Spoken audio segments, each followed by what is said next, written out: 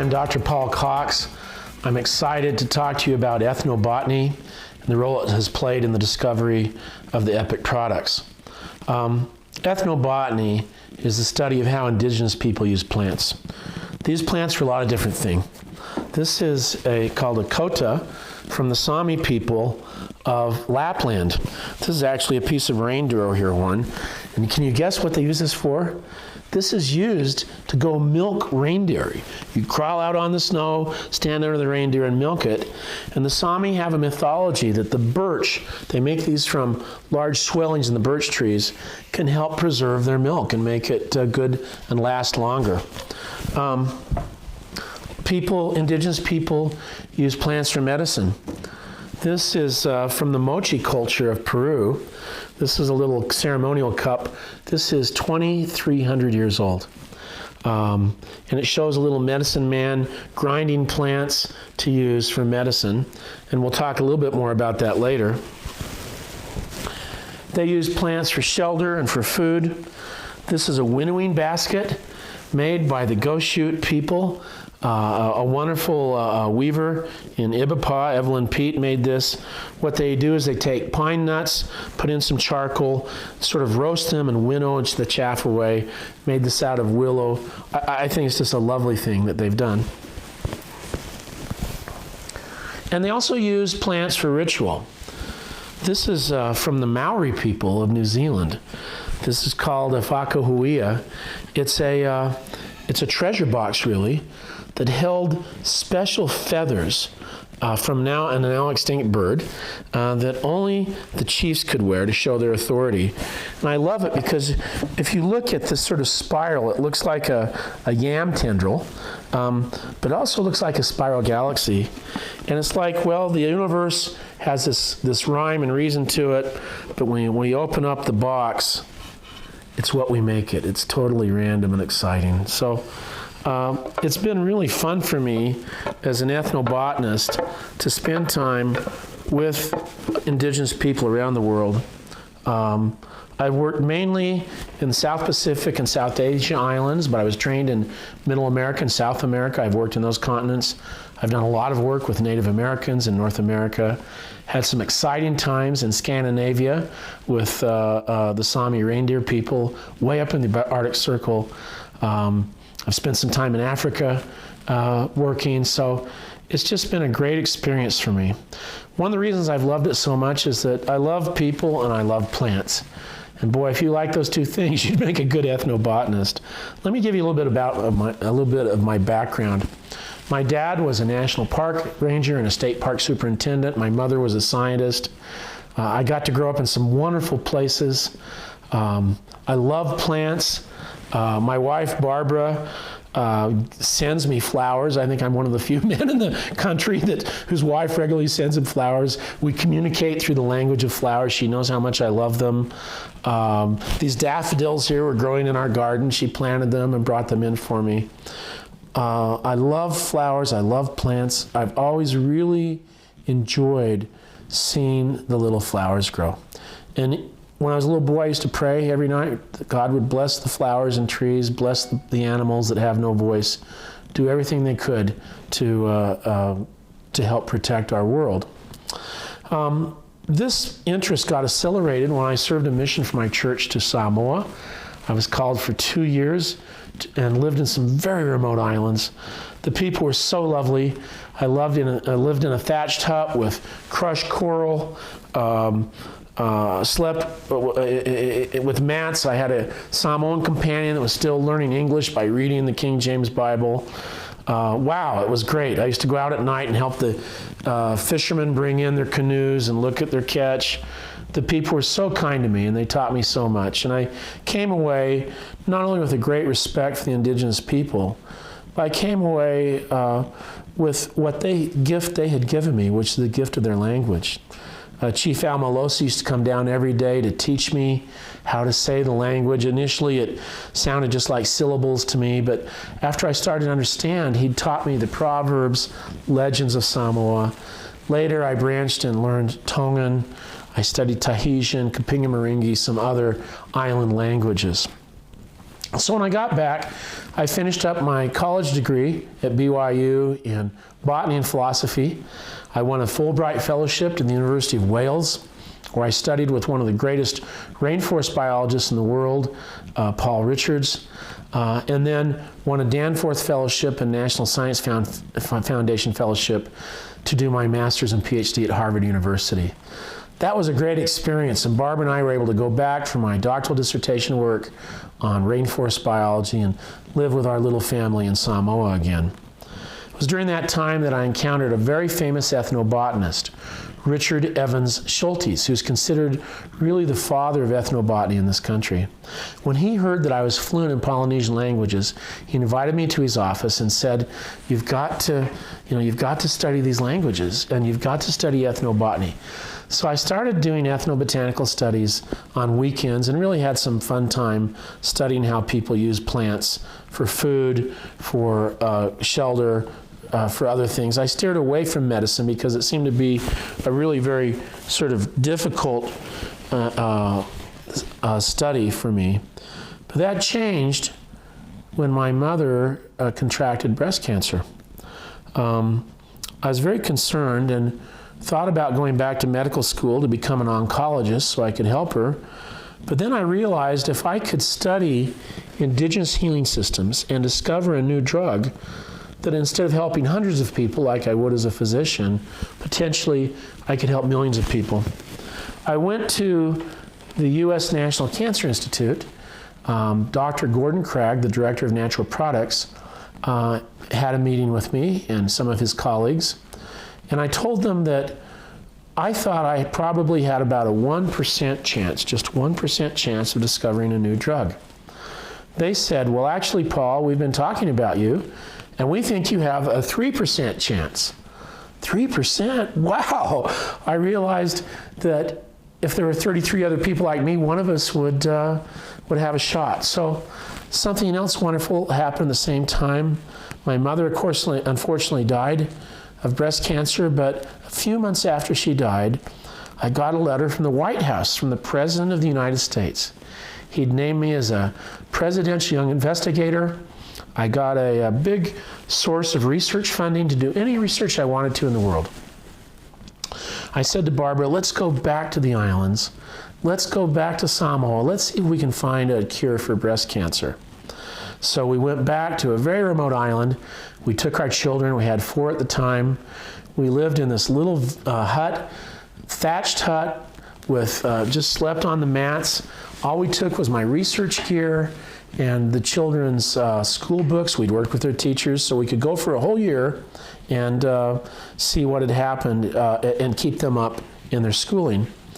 Samoa was fantastic. The rainforest when we drove in was like a cathedral. I could hear the birds cooing. I could see the giant lianas. The trees are so huge, and you look at the light filtering down. I mean, it's just beautiful. It's extraordinary. And the indigenous people know about it. So there were some wonderful healers that I apprenticed with to teach me how they use plants for healing. Epinesa Mauingoa, Pelalilo, others helped teach me their traditional healing systems. We got quite excited because we didn't find anything for cancer, nothing in the plants that we sent with the healers and village and government's permission for testing at the U.S. National Cancer Institute showed any efficacy. But they asked me at the National Cancer Institute if there was anything for viruses. They were interested in discovering new drugs for HIV/AIDS. There was one plant I was really interested in that Epinesa Mauingoa had shown me. She scraped the bark, made a potion, would give that to a patient. The patients seemed to me to have what I would call a rapid viral onset illness. I wasn't sure if it was hepatitis or yellow fever. We later discovered it was hepatitis. But I took samples of the bark and the healer's potion, again with the government's permission. The Prime Minister of Samoa got very interested and excited about what I was doing, the village's permission, the people's permission. Returned it back to the National Cancer Institute, and bingo, we discovered a very active new drug candidate for HIV/AIDS called Prostratin. I was so grateful that the National Cancer Institute stood behind me in my assertion that there should be a return of this intellectual property back to the indigenous people.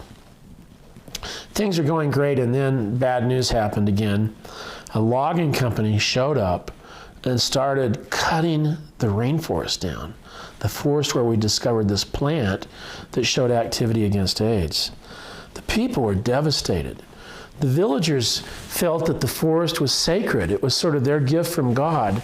So I asked the chiefs, why did you allow the loggers to come in and cut this rainforest?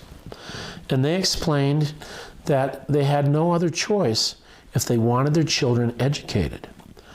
The government required them to build a school. They explained they were poor people. They're just subsistence agriculturalists and reef foragers. And here the loggers showed up and offered to pay for the school if they'd allow them to destroy their 30,000 acre, 10,000 hectare rainforest. This was terrible. I asked the village chiefs, what if we could raise the money to build the school? Could you protect your forest?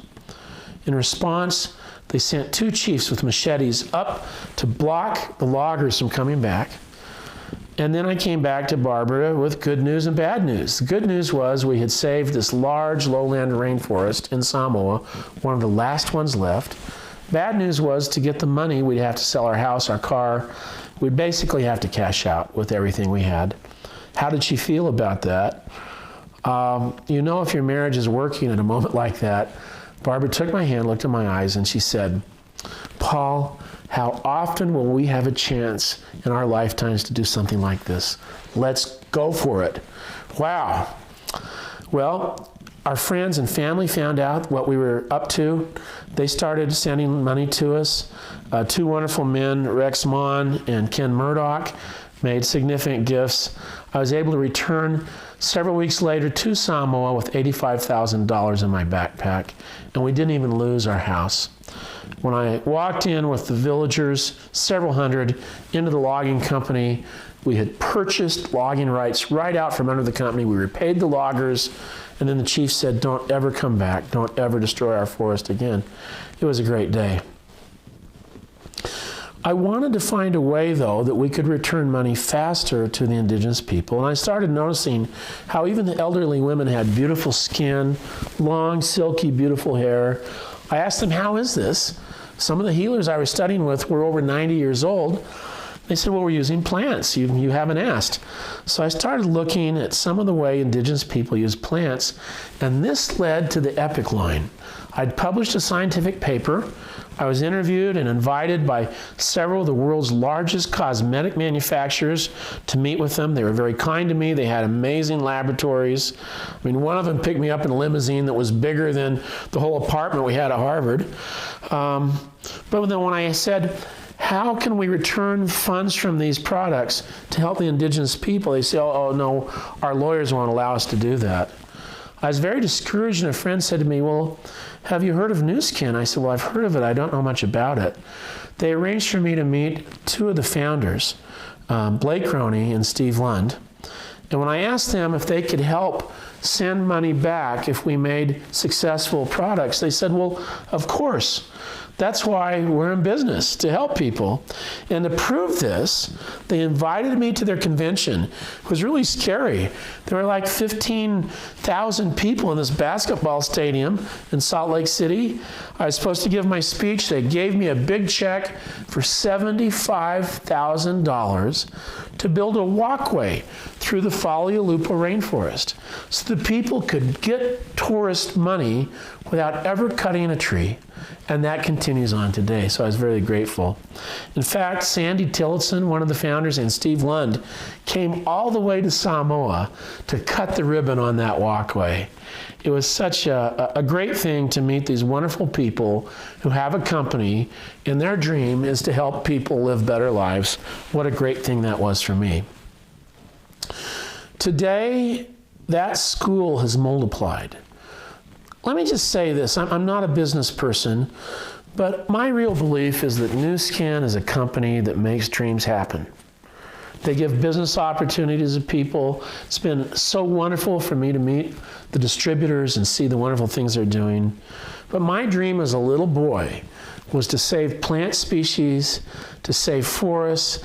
Later, as I became really so enamored with the indigenous people, it was to help them build schools, hospital, medical clinics. Barbara and I thought it was really a lifetime achievement for us to build this one school in Falealupo.